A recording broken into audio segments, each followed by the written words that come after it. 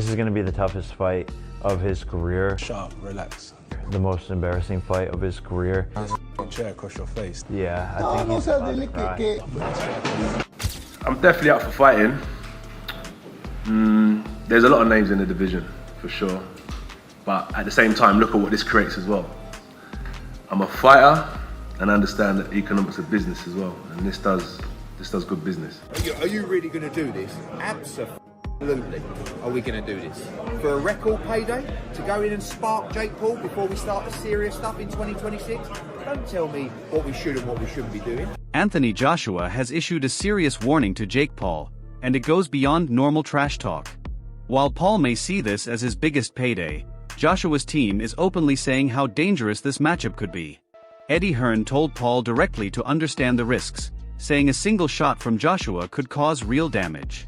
Former fighter Moses Adama also warned that stepping in with Joshua could put Paul at risk of getting seriously hurt. And Anthony Joshua should not get in the way of Fury and Joshua, really, in my view. It's an absolute joke. It shouldn't be sanctioned.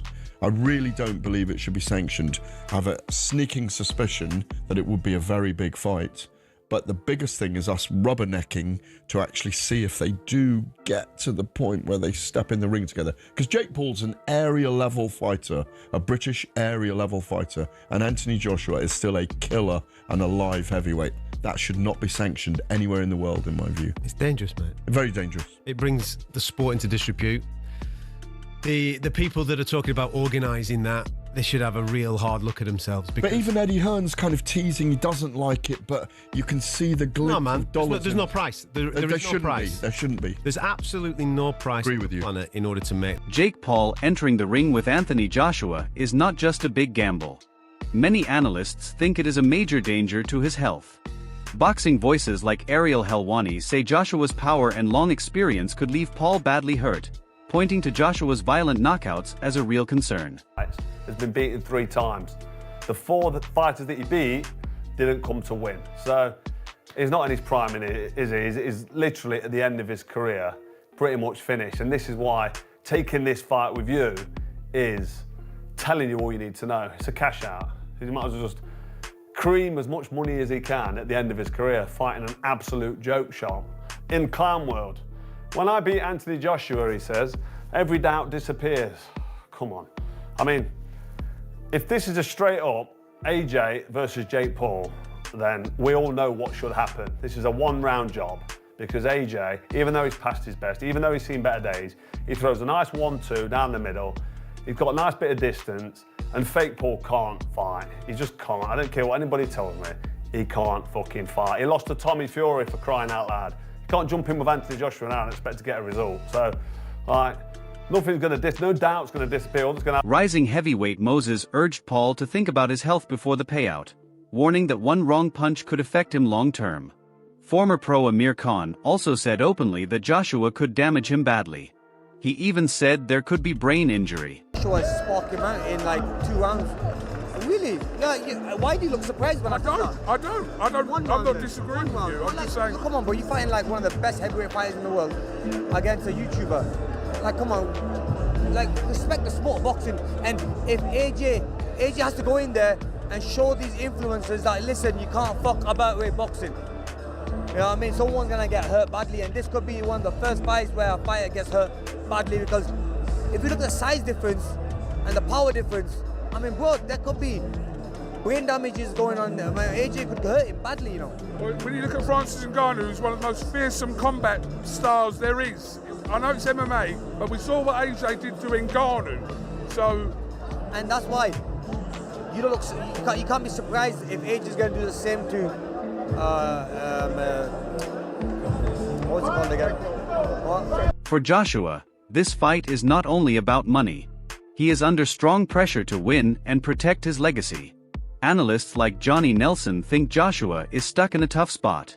If he fails to dominate or takes too long to beat Jake Paul, people may say he is acting more like a businessman than a real top fighter. I do believe it because AJ is involved, and I think AJ'd struggle to he's going to take enough slack flack over this, but again, it's money talk. So I think AJ will struggle because it's an Owen situation. If he goes in there and Jake Paul lasted the distance, what does he tell you about AJ? Apart from he's just earned an extra 50 million quid. If he goes there and struggles with Jake Paul, then what does he say about AJ? Your heydays are well and truly over. If he goes in there and knocks him out, then I'll say that's to be expected. So the glory, there's probably not much glory in it, apart from the haters of Jake Paul saying, "Oh, I've got rid of this kid." I think it's very brave of Jake Paul. So now the problem child has got to believe this fight's actually happening. So now you've got our attention. So now you've got to back up the boast. It's not about, you're not playing tiddlywink. This is the only game you can't play. You can play football, golf. Nelson shared a direct opinion on Jake Paul's place in boxing. He calls Paul smart for how he built his brand, but does not believe he is at a world-class level. Nelson says Paul is a good local-level fighter, but his earnings are like those of a champion, even though he did not go through the usual boxing path. Paul did not grow up training or progress through the ranks. He used his online fame.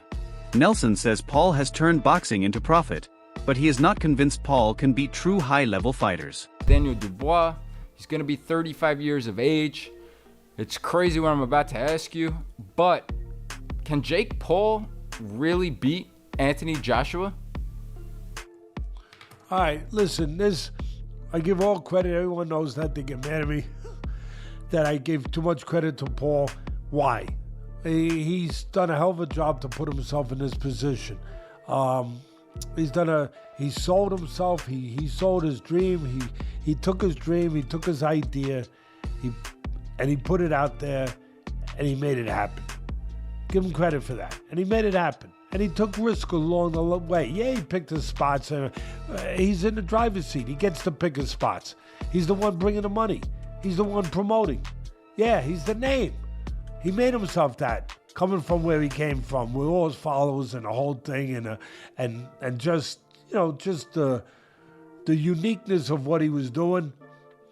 But he has learned along the way. He's not a top guy yet. No, I don't know that he ever will be. He didn't have that amateur background and the things that you usually need to be a top guy. But he has improved. He is a work in progress. He is a guy that you got to give him credit that he's respected the sport. He went out. Former champion Carl Froch agrees and says facing Paul could harm Joshua's legacy, suggesting he may no longer be on a historic career path. Joshua has said he values his long-term health and says his legacy is that he walked out safely after fights. Bunsen burner's lit, like I've said. He's cashing out. And fair play to him, he's cashing out. But to what detriment to his legacy? A lot, really. Because if this is going to be his last fight, fighting this clown show, I mean, it's not ideal, is it? It's no ideal way to go out. But people would argue, well, he's just taking the money and running. So you can't really argue with that. So that's it for another episode of Froch on Fighting. I had to get my opinion out there because I know you've all been waiting for it. It's a shame, really. I'd like to see Anthony Joshua, actually, even though I don't believe he can do it. But when Eddie Hearn tells us that AJ is going to become a 3-time world champ, it'd be nice to see the rebuilding process and get back behind him.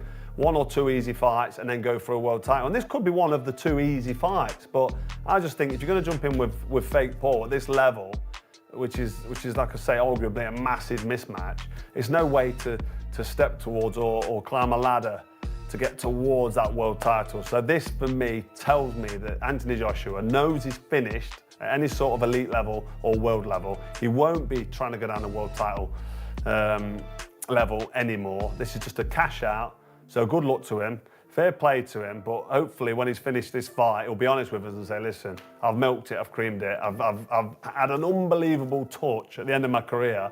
I mean, he's already had an outrageous touch, hasn't he, with the involvement of Saudi Arabia, and now he's just creaming it at the end. He's got fake Paul, which is massive. Great for AJ, fair play to him. Anybody would do the same at the end of the career he's had.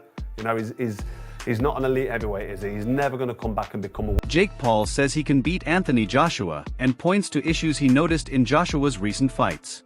On his podcast, Paul said Joshua has a weak chin, lacks skill, and looks stiff. He believes the knockout loss to Daniel Dubois showed Joshua's fading toughness, making this the right time to face him. Paul says his own awkward style and confidence give him a real chance in a fight many consider extremely risky. Why is Jake Paul doing this? Well, I think it's because he genuinely believes there is a chance he can win this. I think he's calculated everything about Anthony Joshua's circumstances and he's gone, yeah, I actually think I can do this. I can leapfrog so many years of having to build and go through the ranks and do all that stuff by beating a shop-worn Anthony Joshua. And what are the factors in Jake Paul believing this? Well, it would be firstly that AJ received a loss in his most recent fight. Anthony Joshua's not been in the ring since September 2024, so over a year by the time him and Jake Paul get in the ring together. It will have been around 15 months. It was the manner of Joshua's loss where he looked terrible. He looked like a fighter that was well past his best. His timing wasn't there. He even looked a little bit chinny, dare I say. I mean, I still think he's got a good chin. The shot he took from Dubois was absolutely massive and would have knocked down many heavyweights. And he showed decent powers of recovery to get up and struggle through for as long as he did before his over-aggression and miscalculation with the type of shots he was using got him knocked out by Dubois. But if you're deluded enough like Jake Paul, then perhaps you look at that and go, he landed a massive right hand on Joshua's chin. Why can't I do the same? I believe myself to be a very big puncher. And it's that old saying, isn't it? You know, you shoot for the stars, you might at least land on the moon. And I think that's kind of why Jake Paul's maybe got to where he is in life, because he does have too much self-confidence. He does believe in himself. Jake Paul says this fight is his chance to silence every critic who has accused him of only choosing small or worn-out fighters. He says fighting Anthony Joshua, a real heavyweight and former champion, will prove he can compete at the highest level. Paul says that if he beats Joshua, every doubt about him will end. No one can deny me. Fight a real boxer. They said fight someone your size. They said fight a world champion. We looked at a long list of supposed... Teddy Atlas has a careful but interested view on the fight between Paul and Joshua. He warns it might be too much for Paul because of the huge difference in skill and experience, but he does not fully dismiss it. He notes Joshua's recent knockout loss and long break from fighting, saying those issues could make him vulnerable. Atlas admits Joshua is still the stronger and better boxer, but wants to see which version of Joshua will appear. Having said all of that, this might be a step too far. Now, when I say it, I'm also, I try to be responsible. I've been in this game 50 years, so I know where not to step, where you could twist an ankle, or worse, you could break a leg or fall down. When I say that with the understanding too that Joshua's coming off being knocked out. Joshua hasn't fought for a year, right? But it's about a year. And there's some ghost in his attic. There are. I mean, I don't know. I don't know if he's gotten rid of some of them, but I know that in the position of a fighter coming where he's coming from, there are ghosts in your attic. I don't know if those ghosts are still taking up space. I don't know if maybe there could be no better exorcism for those ghosts than fighting a Jake Paul. That might be just the exorcism you need to clear out the attic. I don't know. That's the problem. We don't know.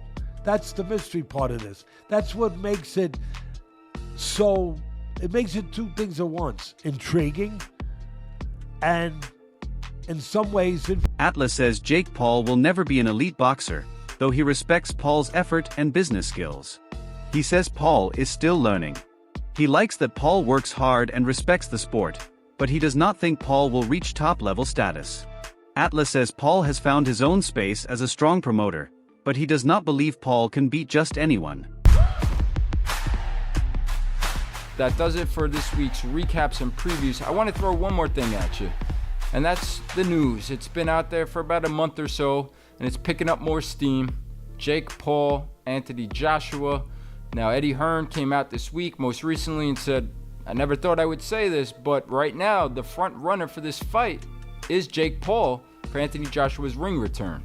Joshua coming up almost on a year in September since his KO loss to Daniel Dubois. He's going to be 35 years of age. It's crazy what I'm about to ask you, but can Jake Paul really beat Anthony Joshua? All right, listen, I give all credit. Everyone knows that. They get mad at me. that I gave too much credit to Paul. Why? He's done a hell of a job to put himself in this position. He sold himself. He sold his dream. He took his dream. He took his idea. And he put it out there, and he made it happen. Give him credit for that. And he made it happen. And he took risk along the way. Yeah, he picked his spots. He's in the driver's seat. He gets to pick his spots. He's the one bringing the money. He's the one promoting. Yeah, he's the name. He made himself that, coming from where he came from, with all his followers and the whole thing, and just, you know, just the uniqueness of what he was doing. But he has learned along the way. He's not a top guy yet. No, I don't know that he ever will be. He didn't have that amateur background and the things that you usually need to be a top guy. But he has improved. He is a work in progress. He is a guy that you got to give him credit that he's respected the sport. He went out there. Commentator Ade Oladipo gave a clear opinion. He believes that if Jake Paul fights Anthony Joshua, Joshua will finish him quickly. In an interview, Oladipo said Paul's confidence does not match the danger of facing a former heavyweight champion. He even predicted Joshua could knock Paul out in the first 30 seconds. He gives Paul credit for accepting the challenge but says Joshua's strength and experience will control the fight.